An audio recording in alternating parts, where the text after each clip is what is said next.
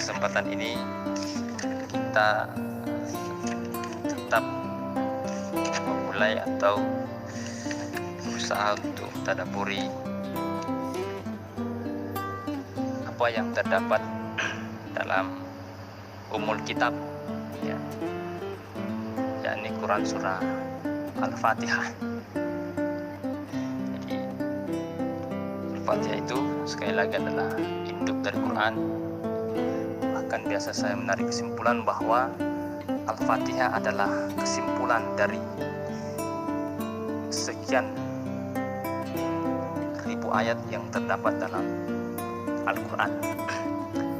Dan ketika ayat-ayat dalam Quran itu diurai atau Quran surah Al-Fatihah itu dijelaskan, maka ayat-ayat yang ada dalam Quran itu akan saling berkaitan. Kemudian yang kedua,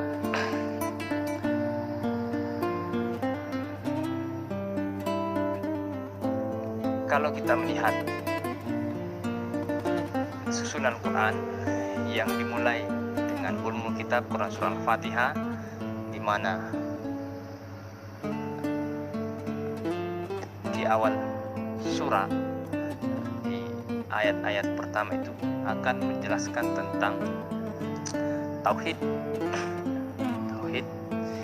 Lalu kemudian pada Quran surah terakhir, Quran surah An-Nas, itu ternyata pun sama, ditutup dengan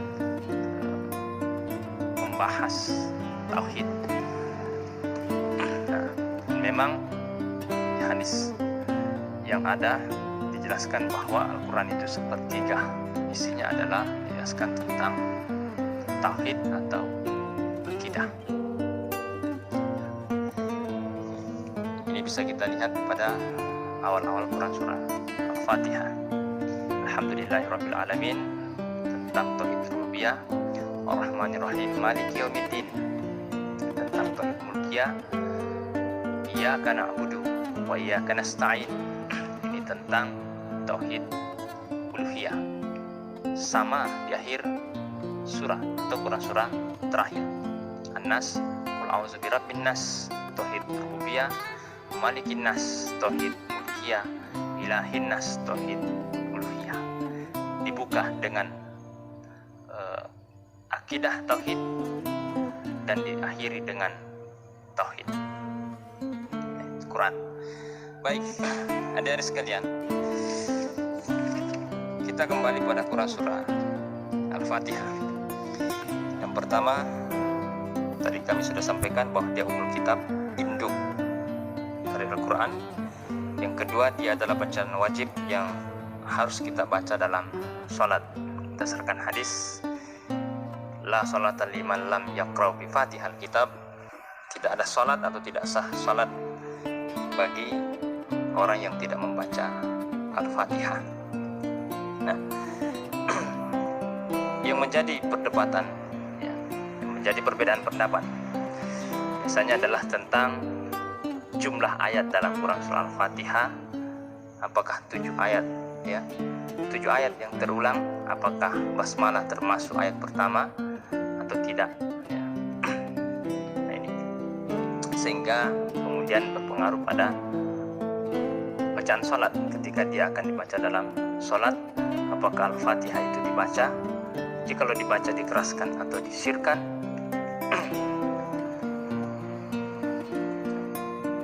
Kemudian kita lanjut, mari kita sama-sama melihat dalam Quran surah Al-Fatihah. Kita sama-sama membaca. A'udzubillahi minasyaitonirrajim. Bismillahirrahmanirrahim.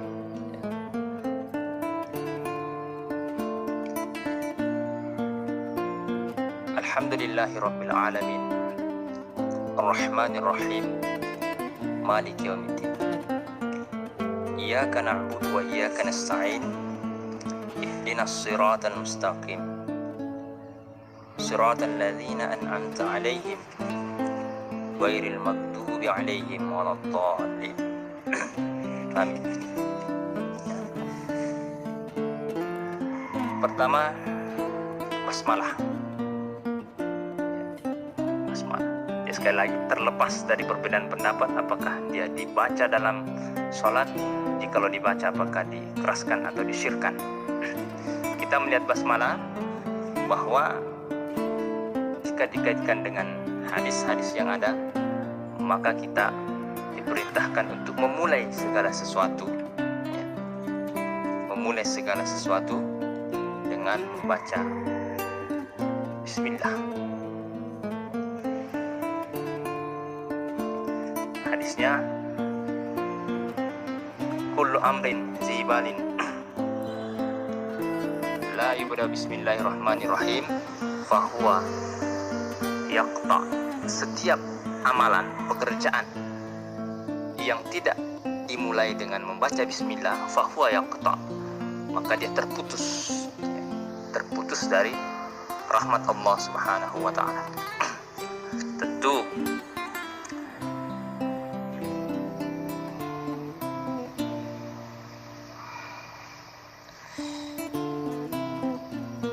kemudian yang kedua, alhamdulillahirabbil alamin, ya.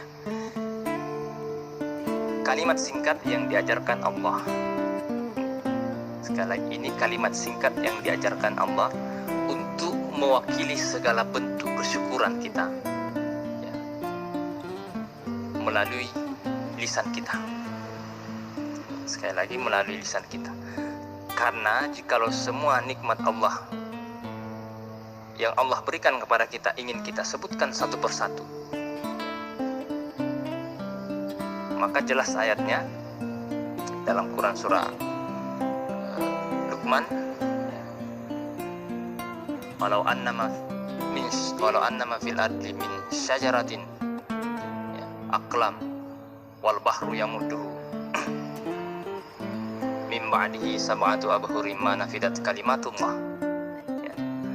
Seandainya seluruh pohon itu disulam menjadi pena, menjadi pulpen, kemudian air laut ditambah 7 kali lipat untuk menjadi tinta dan menghitung nikmat Allah, menuliskan, dan niscaya tidak akan cukup.